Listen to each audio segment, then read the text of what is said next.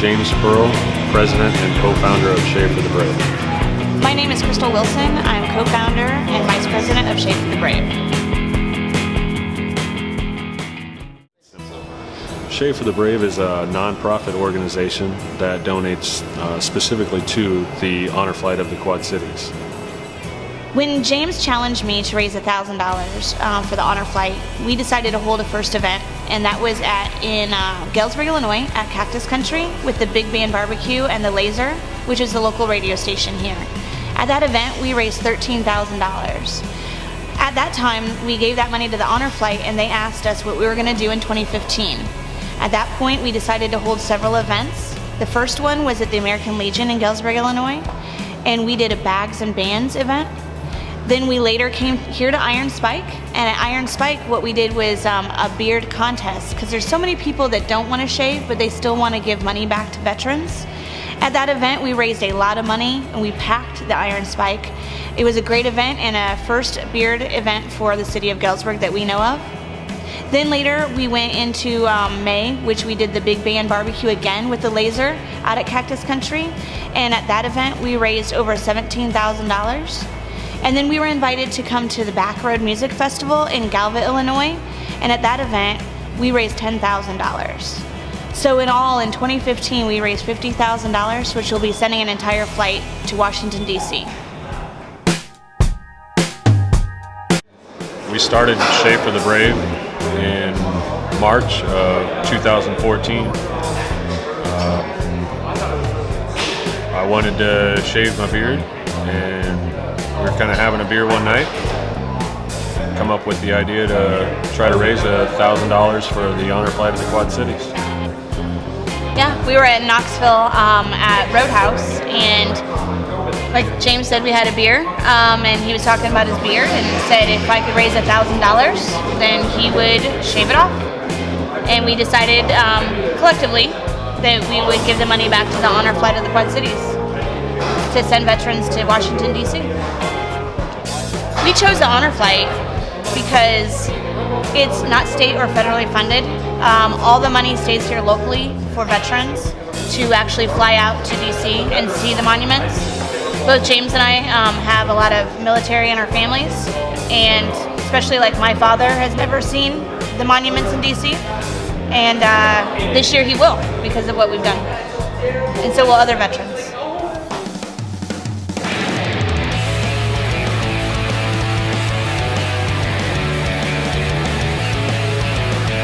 Yeah, my name is Ryan Cardwell. I'm the owner and executive chef at Iron Spike Brewing Company. Shave for the Brave and Iron Spike got together the very first year they did it.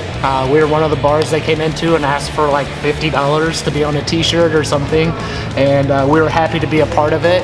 And since that day it has grown into beard competitions and sponsoring every event we can. The first event we did at Iron Spike was the beard competition of 2015. It was an outstanding success. We literally packed the restaurant to the point where I was a little concerned about fire code. The community received the event very well. We had people who had no idea what Shave for the Brave was here, participating, learning about the event, contributing to the event, and it's something that I get people asking about. When's the next beard competition? When are we doing the next Shave for the Brave event? So it was a great event and a great opportunity for Shave for the Brave and Iron Spike to team up together.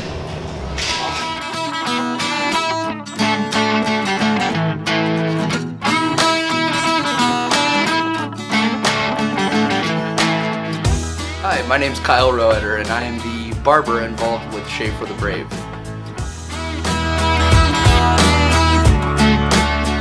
Years ago, I was approached out of the blue by Crystal Wilson and James Pearl. My name had been passed along by a mutual friend who was thought that I might be interested in doing this cool one-time fundraiser for the honor flight. My experience with Shave for the Brave has truly been a one-of-a-kind experience. I've had the pleasure of meeting dozens of men and women who have served in the United States military, and it's been a great opportunity to get to see some of those unsung heroes, get an opportunity to say goodbye to some of the people they lost along the way. My favorite event this past year would have to be our guest appearance at the Backroads Music Festival in Galva, Illinois. That was a truly once-in-a-lifetime opportunity, and it did a wonderful thing, as we were able to raise a very substantial amount of money at one event.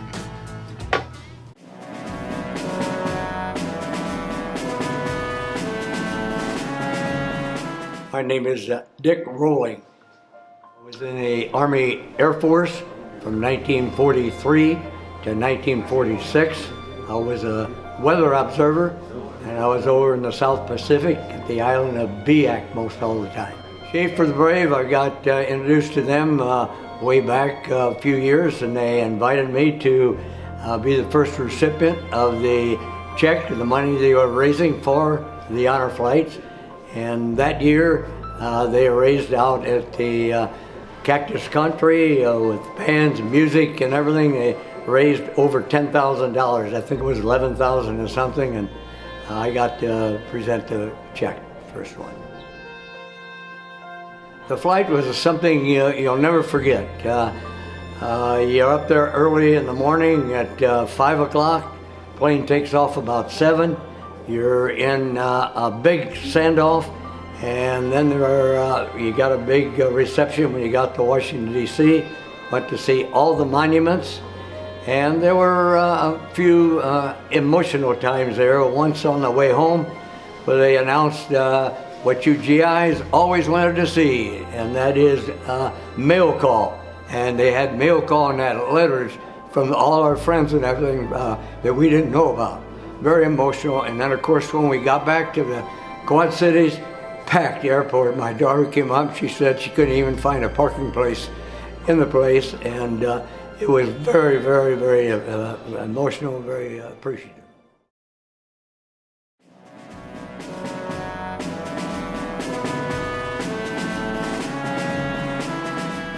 I'm Jack Alderson.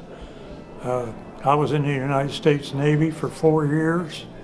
Went in 1951, came home in 1955.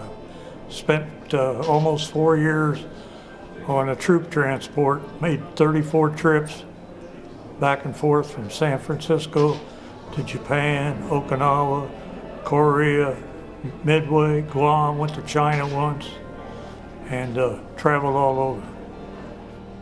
I was on the USS Breckenridge, 176. Through the troop compartments to get to my engine room, and you'd wait till the ship rolled to the side because you had to walk through puke. It was just like a river, and the floor was slick because it was steel, so you had to hang on. But the smell was really bad. But I never did get seasick. I was lucky. Oh, the honor flight was great.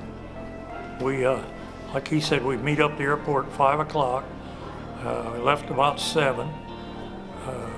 We got fed really, really good.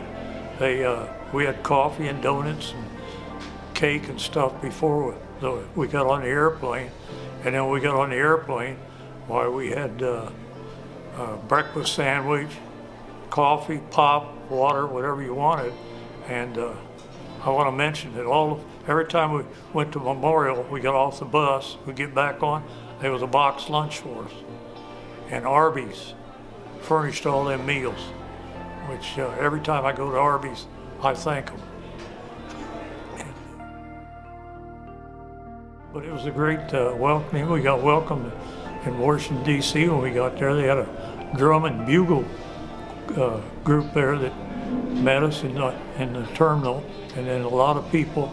Of course, when you get back, there's a lot of people up there to meet you, and it was a great experience.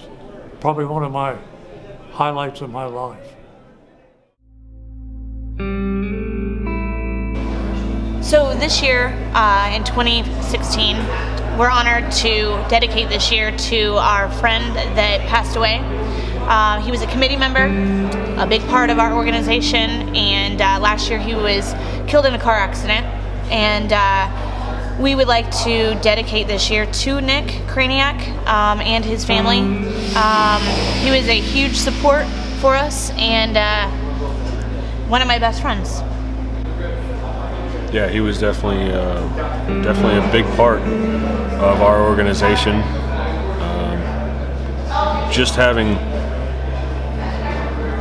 him around, being as lighthearted as he was, and keeping everybody going. He really was just kind of a life of the party type of guy. You couldn't be around Nick and not have fun, or else you were going to be catching a lot of hell. He was just an all-around good guy, and I know he's still here with us, proud of what's going on, and I know he'd want to be here with us, proud of what's going on. Here's to Nick.